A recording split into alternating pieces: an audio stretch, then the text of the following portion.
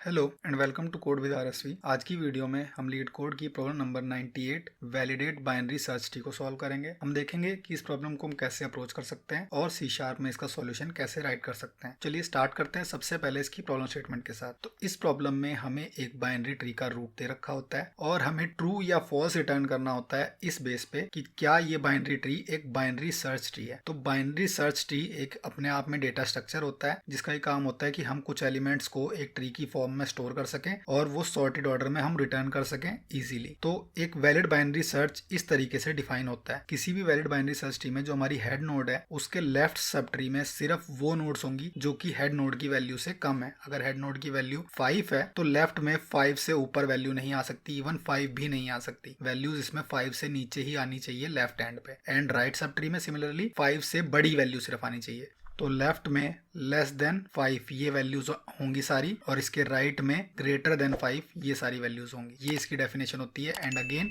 जो इसके लेफ्ट में सब ट्री बनेंगे, यहाँ से और भी ट्री बनेंगे, सेम रूल उसमें भी फॉलो होना चाहिए। यानी कि यहाँ पे अगर 5 के बाद यहाँ पे 4 है तो इस तरफ लेफ्ट में 4 से छोटी वैल्यू और इस तरफ राइट में 4 से बड़ी वैल्यू। लेकिन 5 का अभी भी लेफ्ट में है तो 4 और 5 के बीच की वैल्यू आनी चाहिए यहाँ पे सिर्फ। इस तरीके से हम अगर ट्री ये रूल्स तीनों फॉलो करता है तो वो एक वैलिड बाइनरी सर्च ट्री है। तो ये चीज हम कैसे वेरीफाई करेंगे? तो जैसा कि ये देखने में पता चल रहा है हम रेंज के बेस पे इसको वेरीफाई कर सकते हैं। जैसे ही मैं इसको वैलिडेट करने जाऊंगा मैं चेक करूंगा कि मेरी नोड एक पर्टिकुलर रेंज में है कि नहीं। तो हेड नोड के लिए रेंज मेरी मैक्स और मिन हो जाएगी, जो भी इन्फिनिटी कह सकते हैं, माइनस इन्फिनिटी और मैक्सिमम इन्फिनिटी, उसके बीच में वैल्यू होनी चाहिए। जब मैं लेफ्ट में जाऊंगा तो मैं मैक्स को 5 से रिप्लेस कर दूंगा। मिनिमम अभी भी कुछ भी हो सकती है, 5 से छोटी होनी चाहिए बस, बट मैक्सिमम 5 से नीचे होनी चाहिए, 5 के बराबर या इक्वल नहीं हो सकती। अगेन मैं जब इस यहाँ पे मान लीजिए 4 मिल गया तो अगेन मैं मैक्स को अपना चेंज कर दूंगा लेफ्ट में चेक करते टाइम, वो हो जाएगा 4। और जब मैं राइट में चेंज करूंगा तो राइट में मेरा मिन की जगह 4 आएगा, मैक्स की जगह 5 आएगा। तो इस तरीके से मुझे हर नोड पे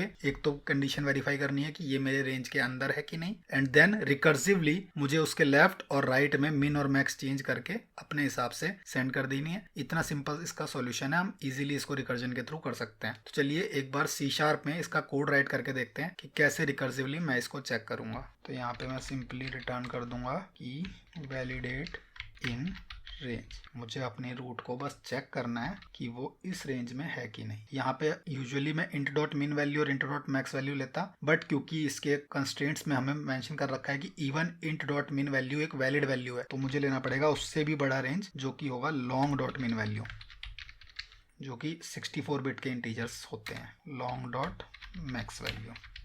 ये हो सकता है डिफरेंट लैंग्वेजेस में डिफरेंट हो, बट बेसिकली ये माइनस इन्फिनिटी और पॉजिटिव इन्फिनिटी को रिप्रेजेंट कर रहे हैं। यहाँ पे मैं अपना मेथड क्रिएट करूँगा जो कि एक बूलियन रिटर्न करेगा। इसमें पहला एलिमेंट आएगा मेरा ट्री नोड और एक आएगा लॉन्ग मिन और एक आएगा लॉन्ग मैक्स।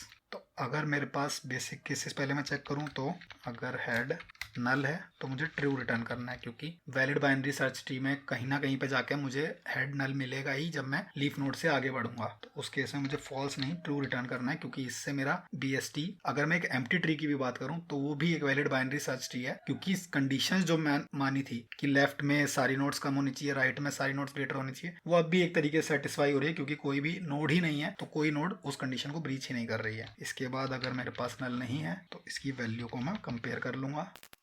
अगर मिन से लोअर या इवन इक्वल है और अगर मैक्स से ग्रेटर देन इक्वल है तो दोनों केस में मुझे फॉल्स रिटर्न करना है। ये मेरी फॉल्स की बेसिक केस हो गई। अगर इसके बाद मेरा सही रेंज में था तो मैं रिकर्जन यहाँ पे अपनी स्टार्ट कर दूंगा। पहले लेफ्ट के केस में validate in range head dot left. Left के केस में मेरा मिन चेंज नहीं होगा, सिर्फ मेरा मैक्स चेंज होगा जो कि अब इस हेड की वैल्यू हो जाएगी। और एंड राइट के लिए चेक करना है।